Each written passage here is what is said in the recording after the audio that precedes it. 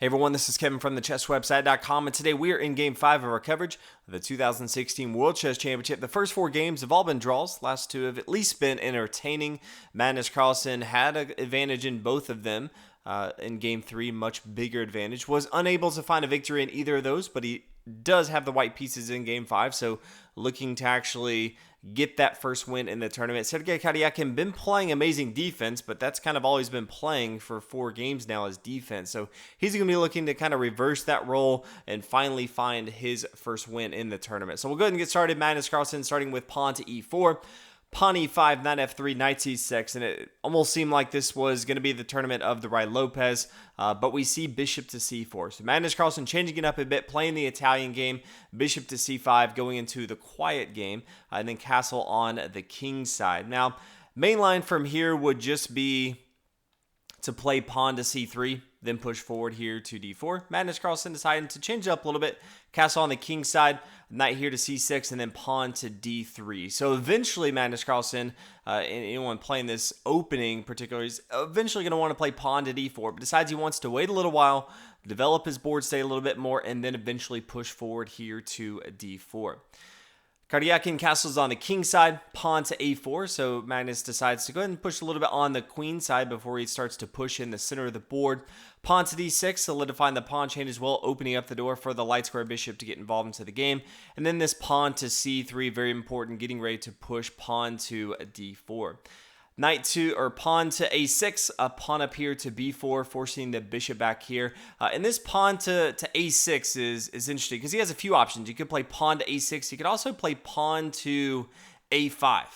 But then it gets a little tricky, I think, for black, as Magnus Carlsen would play knight to a3, and then look to play knight here to b5, putting a lot of pressure on black side of the board. So I think Karjakin rightfully played pawn to a6. It's one of these small things that you don't think about too much, but I think a lot of preparation went into this pawn to a6 move. But pawn to b4, recognizing he's not going to be taking his knight out right away since he can't come here to b5. But pawn here to b4, bishop comes back a7, a rook over here to e1, protecting this pawn in the center of the board. Karjakin continues with knight to e7, and notice when the knight was on c6, it's defending this central square of d4. Very important square in this opening, especially with this bishop here on a7. Everything is kind of gearing up for an attack in the center of the board once Magnus Carlsen pushes forward with pawn here to d4. As soon as this knight moves, though, Magnus Carlsen needs to start figuring out how he wants to attack the center of the board. It would be a mistake if he attacked right away. Pawn to d4. We could see an exchange right here. Bishop down to a g4, pinning down the knight. If we try to kick this knight away, let's say pawn to h3, we could just take on here on f3 if the queen recaptures, which he needs to. Then this bishop would take on d4, does not have the protection that he needs. So he doesn't want to do that right away. But first he decides to go ahead and play knight to d2.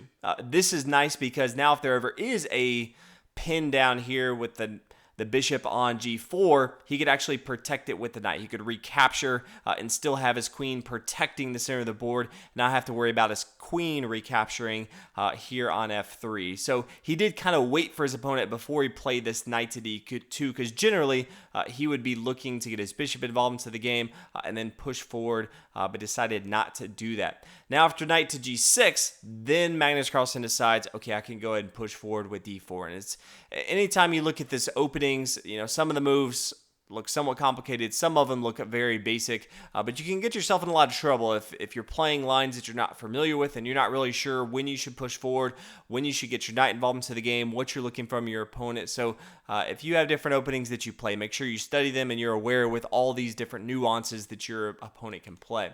So pawn to c6, Karjakin says, I'm going to go ahead and kind of play a similar game as you. I can push forward with pawn to d4 if I need to. He does have this knight and now this pawn protection as well as this queen back here to attack if he wants to. Pawn to h3. Magnus Carlsen doesn't want to have to worry about the bishop ever coming here. Even the knight from f6 coming down here to g4. So it kind of puts a stop to that. Pawn takes on d4, so we do have our exchange on board. Pawn to d4 and the knight to e4. Very interesting move in the game. Decides to go and take this pawn. It looks almost weird because you could just take the back with the knight here on e4. And Magnus Carlsen does have this option, but very important to note, if he takes with the knight, then pawn to d5. this is going to take one of these pieces on board. You can see the bishop come back here to b3. Let's say pawn takes here. All of a sudden, the rook could recapture, and they're kind of even in material on board. Magnus Carlsen has that option. He decided to go a different route and take here on f7.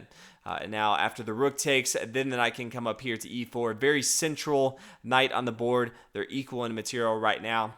This is how Magnus Carlsen decided. I don't know which way is necessarily better, but Magnus Carlsen decided that this was the path that he wanted to choose. Pawn to d5 and the knight over here to c6. And Karjakin kind of has a decision to make. He has a double bishop pair. Magnus Carlsen gave him that when he sacrificed his bishop up here on f7. So he could kind of hold on to that if he wants to, or he could just go ahead and say, hey, this is a nice little outpost for this knight. I don't want to have to worry about this. I'm going to go ahead and take here on c5. He decides to go ahead and hold on to it, plays pawn to h6, a very critical square here on g5 to hold on to, especially since this dark square bishop has not gotten involved into the game at all. Rook here to a3, protecting this knight. Since the knights come up here to c5, just want to make sure he has additional protection on this knight on f3. Also, if he ever wants to swing his rook over into the king side of the board, his opponent has this f-pawn gone, so he can maybe potentially think about an attack on the king side of the board. So bishop to f5, just getting it essentially involved into the game, and the knight up here to e5. So both of these knights very active. One's attacking this knight here on f7. Karjakin takes the knight on e5. We do have a recapture on e5. And now both sides have a passed pawn. White has a passed pawn here on e5. And then black has a passed pawn on d5. It's actually a protected passed pawn. It has the pawn here on c6 protecting it. So both sides are going to be looking to push that. I do think it's going to be tough for either side to actually push too much because there's just so much material on board to block or attack that. But they have that option. At least you have to keep that in mind anytime there is a passed pawn. Now the queen comes down here to h4, and this is, I think, a pretty good move from Karjakin. It puts a lot of pressure on his opponent because Magnus Carlsen, this pawn is now under attack here on b4. If this pawn were to move for any reason, the knight would fall on c5, so that's going to be bad. Also has to keep in mind if he moves this knight, he doesn't have too many great squares to move it to, but then this bishop and this queen are both attacking this pawn here on f2, so that's going to be bad. Something like knight to b3 is devastating with bishop down to f2. This is actually forced mate it, and not too long, things get pretty bad. If we see even knight to d3, then all of a sudden we could see bishop takes here, and then we still have that threat of the bishop coming down here to f2. We could also see queen down to f2. It is being protected by the rook here on f7. So all in all, it's pretty bad. So Magnus Carlsen decides the best way to defend this is actually to get a little bit aggressive and play rook to f3 and says, you can take my pawn all you want. I'm going to go ahead and take your bishop. So now Karjakin decides to go ahead and exchange material. Bishop takes here on c5, pawn recaptures, and then rook over here to e8, attacking this pawn right here. So Magnus Carlsen's got 3 pawn chains. Sometimes it can be a little more difficult to defend multiple pawn chains. Sergei Karjakin probably has a little better pawn structure on board. He has 2 and on the queen side. It's very, very strong with 4 altogether. Rook up here to f4, attacking the queen. Queen comes back here to e7. Queen to d4, since this pawn was under attack, as well as this pawn here on c5 that didn't have any protection. Rook to f8, just double barreling these rooks here on the f-file. Rook down here to f3, just adding a little layer of protection with the pawn here on g2. Bishop e4, attacking the rook, decides to go ahead and exchange material here on f7. Pawn to f3, forcing the bishop back here, and then king to h2. So if we kind of look on both sides of the board, I would say Karjakin, maybe a small advantage. His pieces look a little more active. I would say he has, the advantage over on the queen side. I think it's going to be very difficult for Magnus Carlsen to do too much with his pawn here on e5. But all in all, there's not a clear path to victory. They have opposite color bishops. That's usually going to end up in a more drawless situation. They do have major pieces on board, but there's not really a clear advantage for either side of the board. Karjakin plays bishop to e6, just coming back, protecting the pawn here, opening up the door for the queen to get a little bit more involved. Rook to e2. Queen down here, a g6, bishop to e3. Rook here to f7, rook to f2. So both sides just consolidating material over on the king side, and then queen to b2. So Karjakin decides to go ahead and get material behind enemy lines. It is going to be fairly tough to really attack too much and do anything. This is an aggressive move, so it's always good to just put more pressure on your opponent. But unless you have more material, the queen by itself, especially when Magnus Carlsen has so much material to defend, it's going to be tough to really do much with that. Rook over here to b2, attacking the queen. The queen comes back here to f5. Okay, so that was shortly lived. Pawn up here to a5. Just getting these pawns on opposite colors of this light square bishop, so it kind of just negates any of the attacking presence this light square bishop could have, and that's usually what you see with bishops on opposite colors. You have all these light square pawns over here. This bishop's not going to be doing too much, especially if you kind of lock these up. Then neither bishop can even get around that, so it does negate a lot of their mobility. Queen back here to c3, king to e8, rook to b4. So it says, yeah, I can start to get this involved into the action. Bring it over here to the king side of the board. Pawn down here, g5. So Karjakin decides to go ahead and start and push a little bit. He doesn't have as many pawns as Magnus Carlsen, but he decides he has more material getting ready to be involved into the game. So decides to push.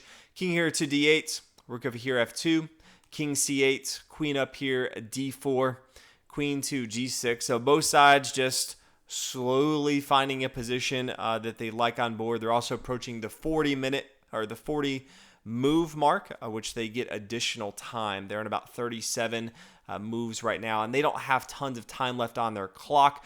So in this particular case, you're not going to see as many deep moves. You're going to see more of just a consolidation, just try to slowly improve their position, but nothing too crazy usually happening at these last moves near move 40.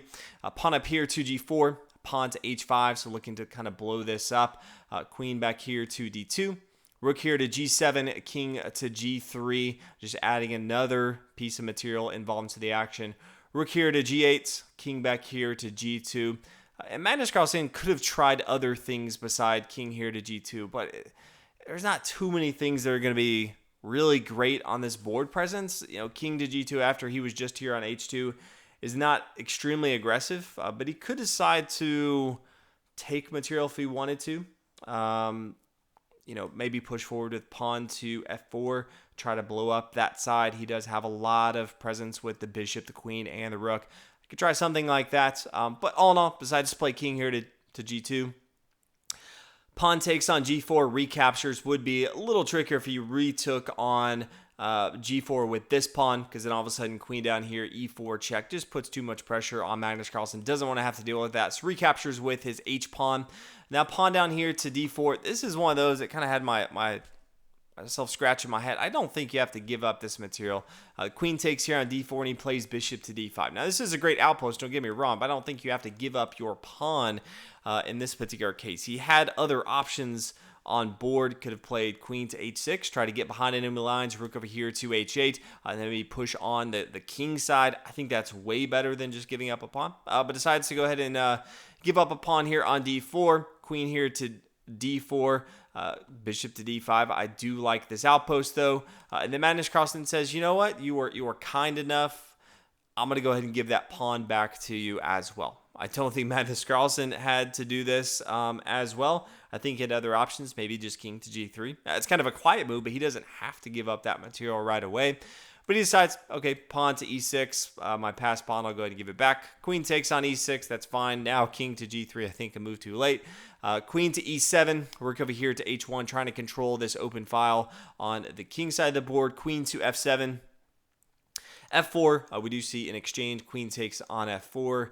Queen to e7, so Karjakin's not ready to give up the exchange right away. Rook to h5, attacking the bishop, but not really doing too much. Does have this outpost, and there's no way to kick this off, especially since his opponent has an opposite colored bishop.